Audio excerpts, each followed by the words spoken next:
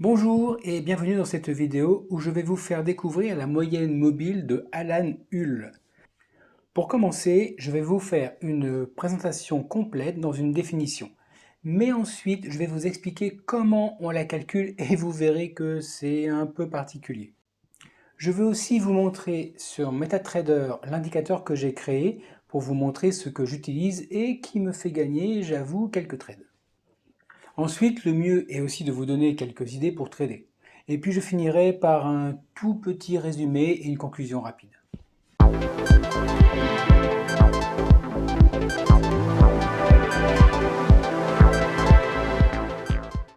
Cette vidéo va utiliser des mots spécifiques au domaine du trading et il est possible que vous ne les compreniez pas tous. Si c'est le cas, pas de panique et ne zappez pas tout de suite car la description de la vidéo est riche en informations pour vous. Effectivement, il y a des liens qui vous redirigent vers d'autres vidéos de la chaîne qui vont tout vous dire. La moyenne mobile de Alan Hull, qu'on appelle la HMA, donc ça veut dire Hull Moving Average, est un indicateur d'analyse technique qui est utilisé pour évaluer la tendance et générer potentiellement des signaux d'achat et de vente sur les marchés financiers. Alan Hull est un trader, mais aussi un mathématicien et un informaticien. Et il a développé la moyenne mobile qu'on appelle la HMA vers les années 2005. À l'époque, il a présenté cet outil de trading technique avec l'affirmation suivante. Elle élimine presque totalement le décalage et parvient à améliorer le lissage en même temps. C'est vrai que du coup, ça cumule certains avantages d'autres moyennes mobiles. Aujourd'hui, les swing traders et les autres d'ailleurs l'appliquent pour compléter d'autres indicateurs ou tout bêtement confirmer des signaux de trading en combinant diverses techniques d'analyse approfondie. Alors, je ne veux pas vous la vendre comme étant un outil magique ou magnifique. Il s'agit simplement d'une variation d'autres moyennes mobiles au pluriel puisque ça cumule pas mal de choses. Cependant, je dois bien avouer qu'elle reste un outil vraiment solide pour les traders car elle génère vraiment une ligne vraiment lisse qui la rend très facile à utiliser. Pour le calcul, la moyenne mobile HMA est conçue pour donner plus de poids au prix récent tout en lissant les fluctuations du prix. Elle est basée sur la moyenne mobile pondérée, ce qu'on appelle la WMA. Je vous conseille d'ailleurs d'aller voir les vidéos que j'ai faites sur les moyennes mobiles. Et ça utilise une formule mathématique spécifique pour calculer la moyenne mobile. Attention, ça pique un peu. Je vous la mets en bas, regardez un peu. Alors, pour comprendre, il faut savoir que MMP, ça signifie moyenne mobile pondérée, que vous voyez le N, le petit n, c'est la période demandée, et SQRT, ça veut dire racine carrée. Donc voici les différentes étapes. Premièrement, on calcule la moyenne mobile pondérée de la période n divisée par 2 et on la multiplie par 2. Ensuite, on calcule la moyenne mobile pondérée de période n et on la soustrait au premier résultat. Et tous ces calculs que vous avez faits, en fait, vous allez en faire une moyenne mobile pondérée d'une période de la racine carrée de n. Je vous l'avais dit, c'était un peu compliqué. Mais voilà, ça fonctionne et c'est ça qui donne cette moyenne mobile lissée, mais quand même malgré tout très très proche du marché. Alors, la moyenne mobile HMA est un peu comme tous les autres types de moyennes mobiles. Pour son interprétation, c'est toujours pareil. Je vais vous donner les deux principaux types d'interprétation, mais vous verrez que je ne vais pas réinventer la roue. On va commencer par l'utiliser pour les tendances, parce que la HMA est utilisée pour évaluer la tendance d'un actif financier et sa force. Lorsque le prix est au-dessus de la moyenne mobile HMA et que la HMA est en hausse, ça signifie une tendance haussière. Et à l'inverse, quand le prix est en dessous de la HMA et que la HMA a une pente baissière, c'est plutôt une indication de tendance baissière. Bon, je vous ai dit, je n'ai pas réinventé la roue. Du coup, les traders peuvent utiliser ces signaux de tendance pour prendre des décisions de trading. Alors attention, quand je dis prendre des décisions de trading, ça signifie que c'est un bon moyen de filtrage pour déterminer une tendance en cours. Ne prenez pas ce que je dis comme étant une indication claire et unique pour ouvrir une position. Ça serait une très très grosse erreur. Après, on peut aussi utiliser la HMA pour simplement ouvrir des signaux d'achat et de vente. Ces signaux d'achat et de vente sont générés lorsque le prix croise la HMA.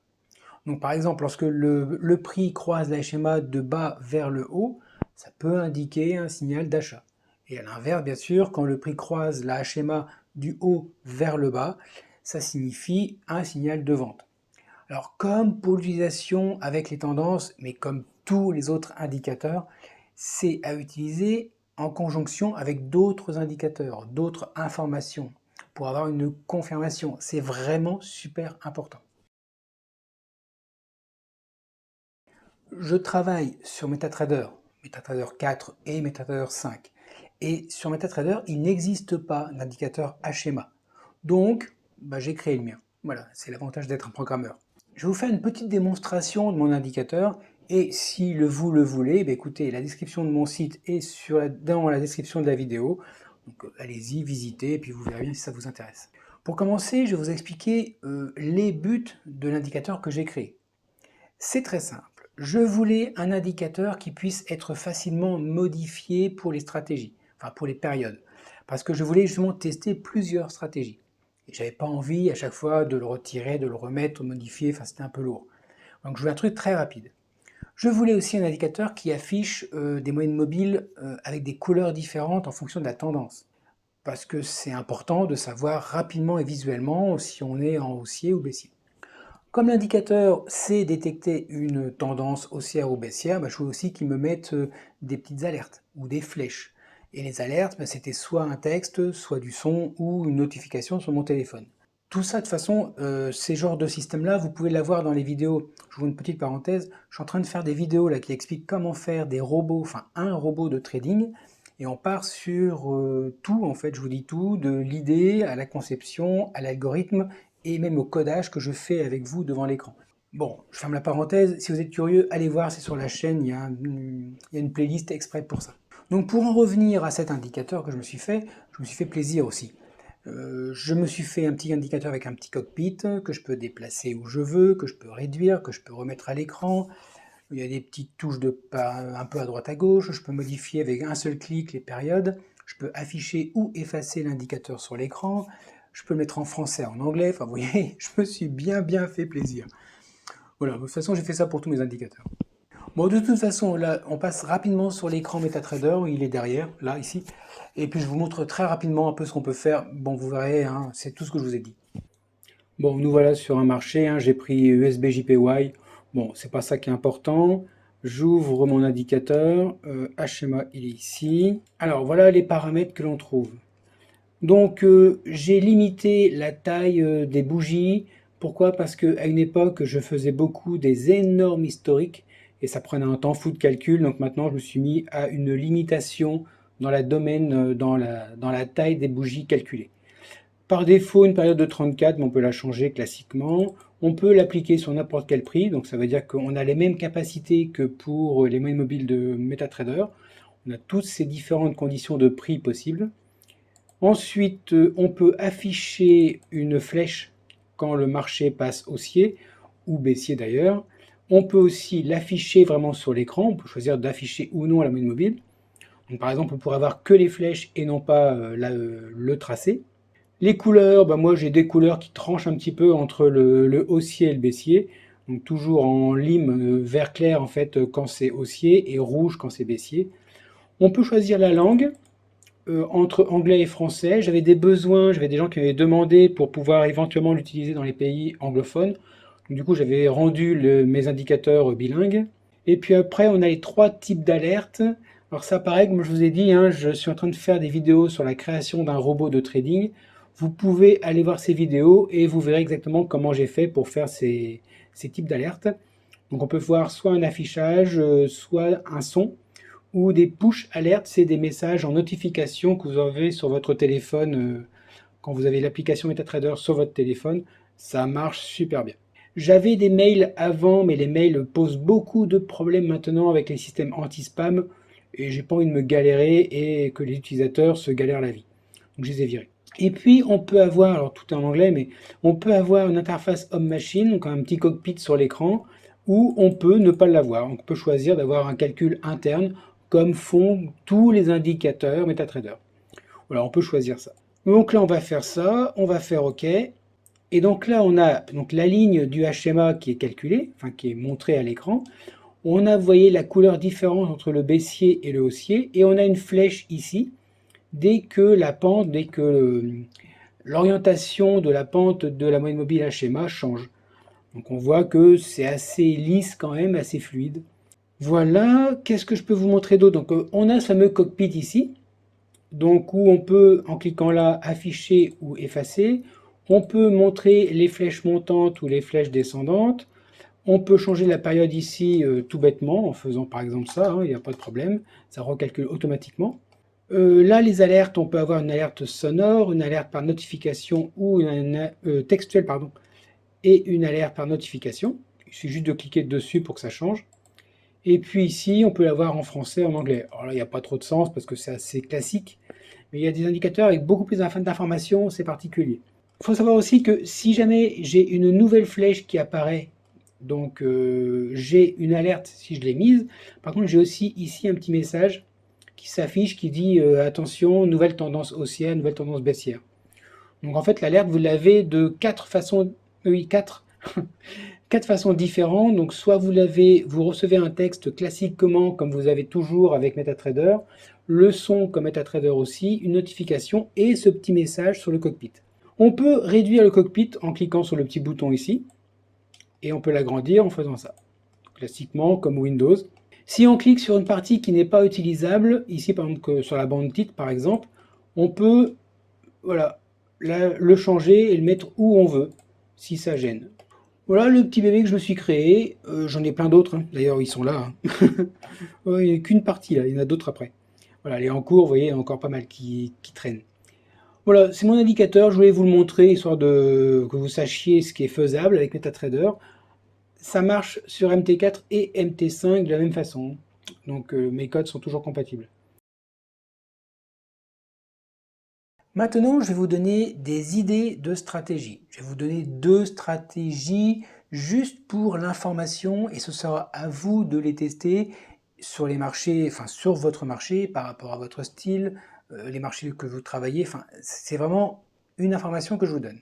Ne faites pas l'erreur de prendre les stratégies que je vous donne ou d'autres d'ailleurs sans bien les comprendre et sans les tester. Ce serait vraiment une très grosse erreur. Je l'ai fait, je peux vous le dire en connaissance de cause.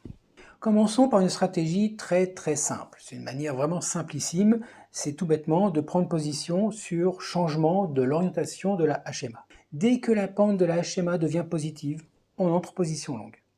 Dès que la pente devient négative, on rentre en position short. Il n'y a pas plus simple.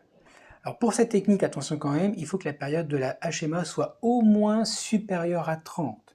Donc on peut même prendre par exemple 30, 50, 40, 100, 160, 200, enfin à la limite, ce que vous voulez, vous essayez. Hein.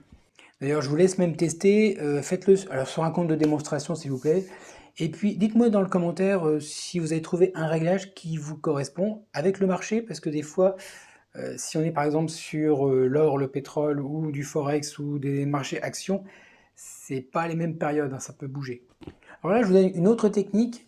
Ça consiste en fait à calculer la HMA et la EMA, donc la moyenne mobile exponentielle, avec la même période. Alors j'ai vu des sites qui disaient une période de 5, mais 5, racine carrée de 5, c'est pas grand chose, ça fait même pas 2, je crois. Enfin, c'est pas top. Par contre, essayez par exemple des choses comme 9, 9, 12, 25 par exemple. Ça peut donner un petit quelque chose. À ce moment-là, vous allez générer des signaux d'achat et de vente basés sur le croisement entre la HMA et l'EMA. Lorsque la HMA dépasse l'EMA, un signal d'achat est généré, indiquant du coup que la tendance à court terme dépasse la tendance à long terme. Et puis bien sûr, l'inverse quand la HMA et l'EMA se croisent dans l'autre sens. En fait, vous allez utiliser la HMA comme une ligne rapide et l'EMA comme une ligne lente pour déterminer les changements dans les tendances à court et à moyen terme en fonction du croisement, générant ainsi des signaux de trading. Alors comme la technique précédente, n'hésitez pas à tester, même pas à discuter. Vous testez, vous trouvez sur vos comptes de démonstration si effectivement c'est pertinent ou c'est de la grosse connerie, c'est possible. Et puis dites-le en commentaire, ça évitera que les autres fassent les mêmes découvertes. Bon, pour conclure, il est vraiment très important de noter que la moyenne mobile HMA est un outil parmi d'autres dans l'arsenal des outils qu'un trader a à sa possession. Ça ne doit pas être utilisé isolément, même si dans la stratégie que j'ai dit avant, il n'y avait que ça. Mais non, il faut vraiment, je vous le recommande, hein, de combiner avec d'autres types d'analyses, d'autres indicateurs, pour vraiment trouver une vision complète du marché sur lequel vous travaillez.